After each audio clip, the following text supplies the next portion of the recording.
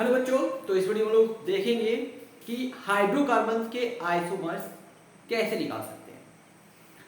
Actually में जो isomers होता है वो सेम कंपाउंड रहेगा, लेकिन उसके स्ट्रक्चर्स जो है वो अलग अलग होंगे। तो कौन कौन से स्ट्रक्चर्स हो सकते हैं किसी एक फॉर्मूला का और उसका नेमिंग क्या हो सकता है उसके बारे में हम लोग देखेंगे। हाइड्रोकार्बन्स क्या होता है? ये जैसे कि नेम मेंशन किया हुआ है, तो हाइड्रोजन एंड कार्बन कोई भी कंपाउंड ऑर्गेनिक कंपाउंड है, यदि उसमें हाइड्रोजन एंड कार्बन प्रेजेंट है उसे हम लोग कहते हैं हाइड्रोकार्बन्स। तो हाइड्रोकार्बन्स में आइसोमर्स होने के लिए कम से कम जो नंबर ऑफ कार्बन एटम्स है वो कितना होना चाहिए उसके बारे में पहले हम लोग जान लेते हैं। आइसोमर्स में क्या होता है, सेम मॉलिक्यूलर फॉर्मूला लेकिन उसका स्ट्रक्चर अलग अलग होगा। तो हाइड्रोकार्बन में हम लोग एल्केन के बारे में पहले पढ़ेंगे। एल्केन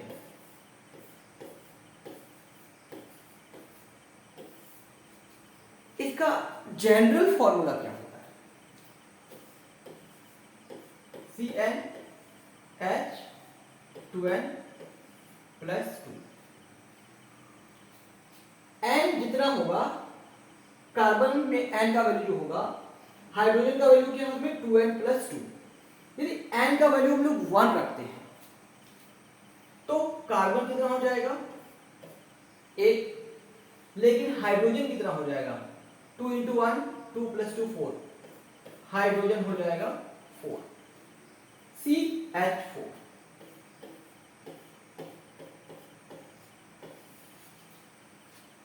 ये एक हाइड्रोकार्बन है लेकिन इसका आइसोमर्स नहीं होगा। यदि n का वैल्यू 2 ले लेते हैं तो जो फॉर्मूला बनेगा वो C2H6। अब H6 कैसे होता है आपको बताते हैं। ये 2n+2 का वैल्यू निकालना है। n का वैल्यू क्या रख दिए 2, तो 2 × 2 कितना हो गया 4, +2 कितना हो गया 6। इसका मतलब है कि H का वैल्यू 6 हो गया। तो आइसोमर्स C2H6 का भी नहीं निकलेगा। n = 3, n = 3। तो फॉर्मूला क्या बनेगा C3H8। क्या बना C3H8। तो आप जानते हैं क्या करेंगे, ये कार्बन है 3 इसमें स्ट्रक्चर अलग अलग नहीं दिखा सकते। तो आइसोमर्स होने के लिए कंपाउंड्स में कम से कम 4 कार्बन का होना जरूरी है। मीन्स ये जो CnH2n+2 है इसका आइसोमर्स शुरू होगा कहां से, जब n का वैल्यू कम से कम 4 होगा। इससे ज्यादा 5 भी हो सकता है, इससे ज्यादा 6 भी हो सकता है। तो हम लोग इस वीडियो में n का वैल्यू 4, 5 एंड 6 के लिए ही निकालेंगे। Means n = 4 butane, pentane and hexane. ये 3 जो कंपाउंड हैं ब्यूटेन, पेंटेन, हेक्सेन, उसी का आइसोमर्स हम लोग इस वीडियो में देखेंगे। क्या हुआ, n का वैल्यू क्या होगा 4 होना चाहिए। चलिए तो देखते हैं कि जब n = 4 है, दिस मीन्स ब्यूटेन।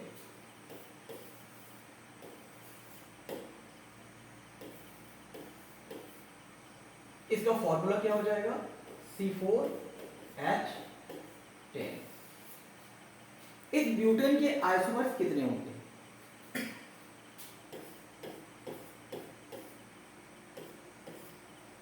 एक ये स्ट्रक्चर हो सकता है,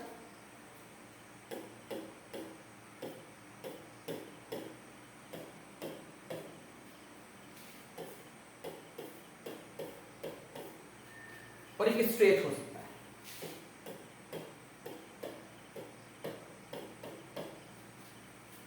अब इसमें क्या हम लोग ऐड कर देंगे, हाइड्रोजन। जितने सारे हाइड्रोजन हैं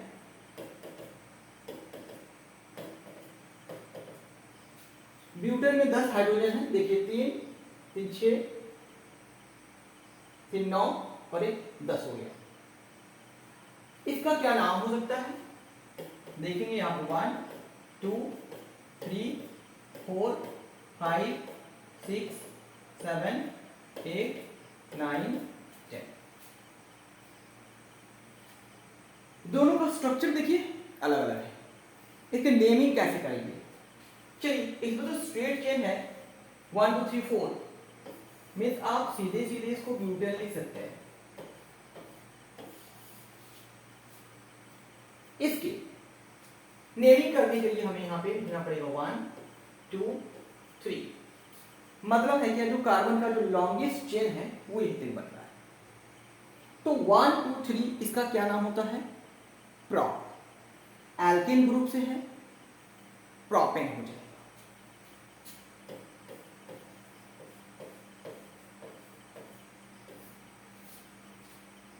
ये जो बचा हुआ है CH3 इसको मिथाइल बोलते हैं।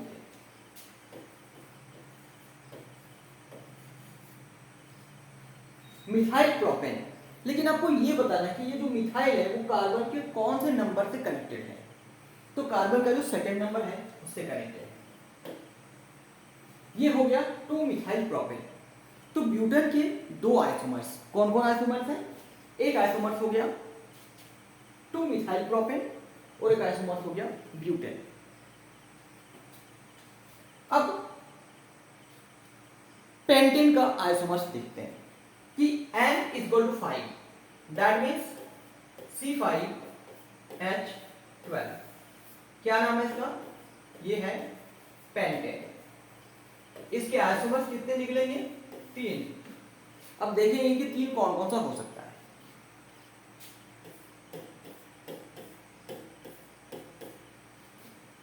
पांच कार्बन है,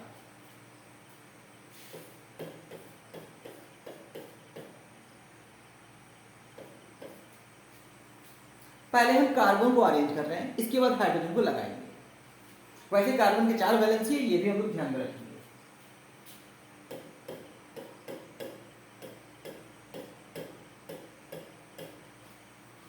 ठीक है,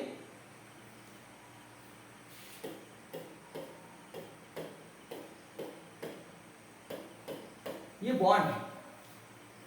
एक और स्ट्रक्चर बनेगा, किस तरह का बन सकता है,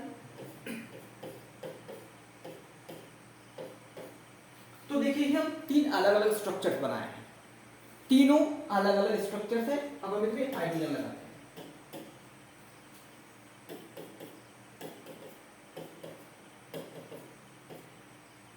हाइड्रोजन,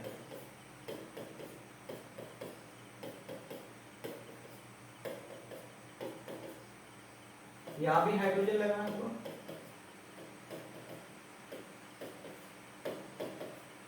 यहां भी हाइड्रोजन लगेगा। आपको हाइड्रोजन गिन भी लेना है कि कितना हाइड्रोजन दिया हुआ है। वैसे आप देख लीजिए कि इसमें 12 हाइड्रोजन है। आप काउंट कर सकते हैं कि 12 आपके पास इसमें मेंशन किया हुआ है या फिर नहीं।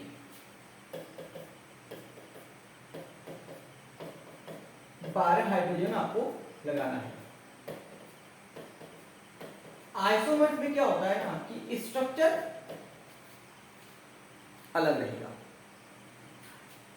अब अलग अलग है कि पोजीशन फंक्शनल आइसोमर्स होता है, पोजिशनल आइसोमर्स होता है, बहुत सारे आइसोमर्स हैं।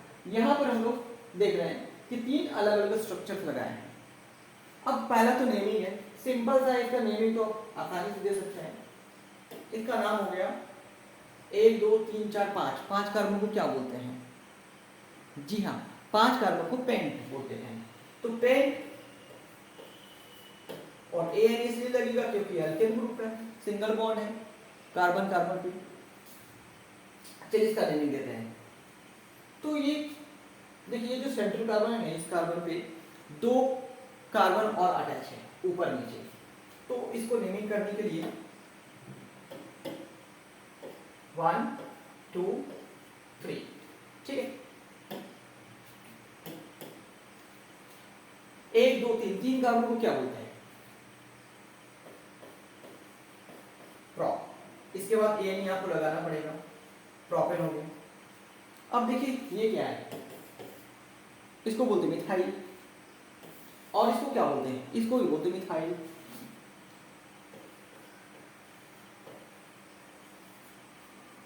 तो 2 मिथाइल है तो उसको डाई मिथाइल बोलते हैं।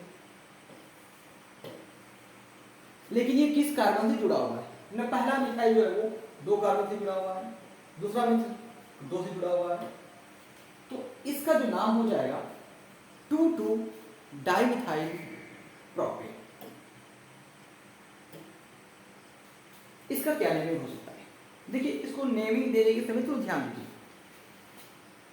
1 2 3 4, ठीक। और उधर से भी कर सकते 1 2 3 4। तो रूल क्या है कि ये जो मिथाइल ग्रुप है ना, या जो भी ग्रुप रहेगा वो कम नंबर से जुड़ा होना चाहिए। तो यदि हम इधर से काउंट करते हैं तो 3 पे आता है, और उधर से काउंट करते हैं तो 2 पे आता है। इसका मतलब है कि हम काउंट उधर से ही करेंगे। तो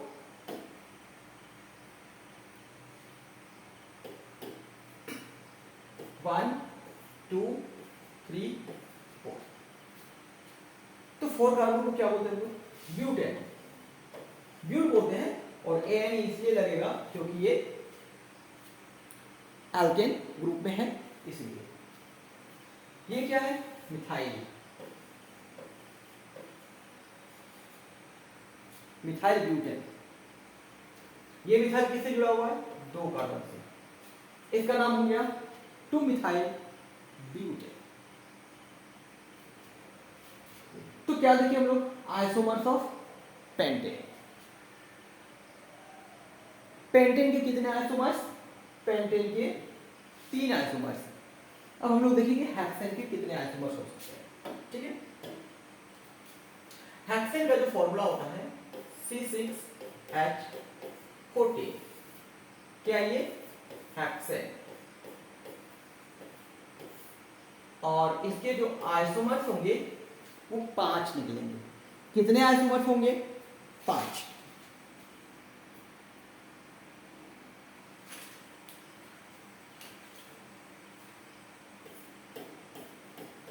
पहले हम लोग स्ट्रक्चर बना लेंगे।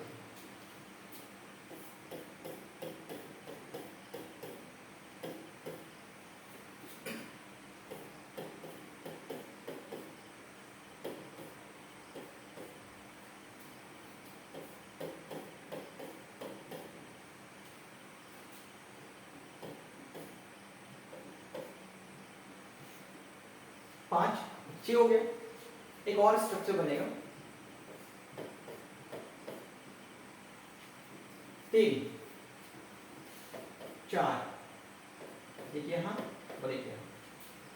तो हम लोग 5 अलग अलग स्ट्रक्चर बनाए हैं, और इसके नेमिंग जो है वो सब में अलग अलग आएगा, ठीक है। अब देखिए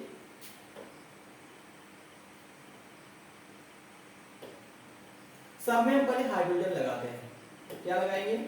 हाइड्रोजन, और फिर इसका नेमिंग करते हैं।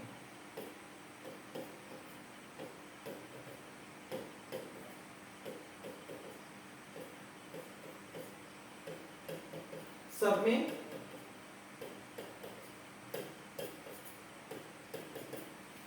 हाइड्रोजन लगाएंगे,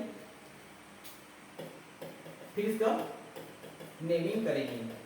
तो एल्केन का जो जनरल फॉर्मूला होता है वो क्या होता है? Alkane CnH2n+2। एल्केन का जनरल फॉर्मूला होता है। हाइड्रोकार्बन किसको बोलते हैं?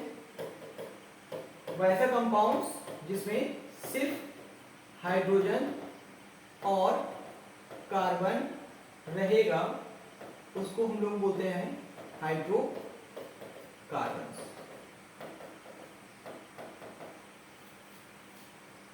ठीक है। अभी और इसमें तो इसका हम हाइड्रोजन लगा ही रहे हैं, आपको समझ जाना है इसमें।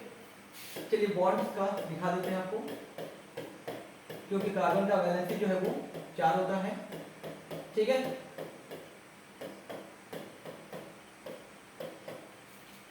चलिए फटाफट इसका नाम बताते हैं। सिंपल सा है, इसका नाम जो है वो 6 कार्बन का है, तो इसका नाम हेक्सेन हो जाएगा। क्या होगा? हेक्सेन। चलिए दूसरा का, इसको नेमिंग कर लेते हैं हम लोग, 1 2 3 4 5। देखिए इसमें से क्या है कि जब राइट साइड से भी जब काउंट करेंगे ना, तब भी वही चीज 3 का आएगा। तो इसका नाम देते हैं हम लोग 3 मिथाइल पेंटेन। क्या इसका नाम हो गया? 3 मिथाइल पेंटेन। इसका क्या नाम देंगे? 1 2 3 4। उधर से भी कीजिएगा तो 1 2 3 4 ही आएगा, तो 4 के लिए ब्यूटेन हो गया, ब्यूटेन हो जाएगा।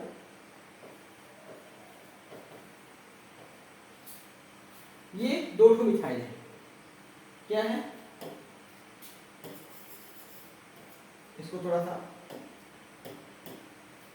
इस जगह से शुरू करते हैं, ब्यूटेन।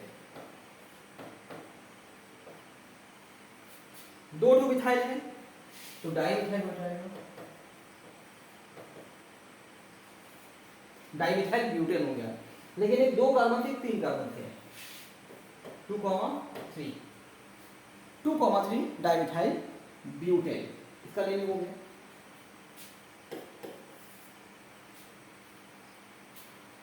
इसका नेम हम लोग इधर से देंगे, 1 2 3 4 5, ये हो जाएगा पेंटेन।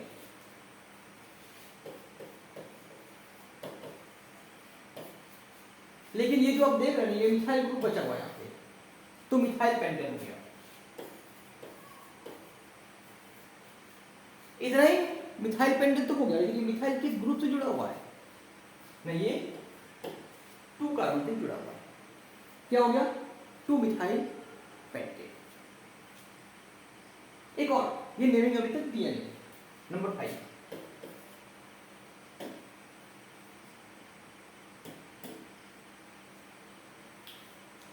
इसको नेमिंग हम लोग इधर से करते हैं, 1 2 3 4। राइट साइड से यदि करते तो ये 3 नंबर पे आता, तो हम चाहते कम से कम नंबर मिलेगा, तो 2 3 4, 4 के लिए ब्यूट हो गया, क्योंकि अल्केन ग्रुप का है, अल्केन फैमिली का है, तो क्या नाम हो जाएगा? ब्यूटेन। और ये मिथाइल, मिथाइल मतलब डाई मिथाइल, तो इसका नेम यदि हम देंगे तो 2, 2 डाई मिथाइल ब्यूटेन। तो इस वीडियो में हम लोग देखें कि हाइड्रोकार्बन में ब्यूटेन, पेंटेन, हेक्सेन के आइसोमर्स कैसे निकालते हैं, उसका नेमिंग कैसे देते हैं और कितने कितने निकलेंगे। ब्यूटेन के बताएं कि ब्यूटेन के 2 आइसोमर्स होंगे, पेंटेन के 3 आइसोमर्स होंगे और हेक्सेन के 5 आइसोमर्स होंगे, ठीक है।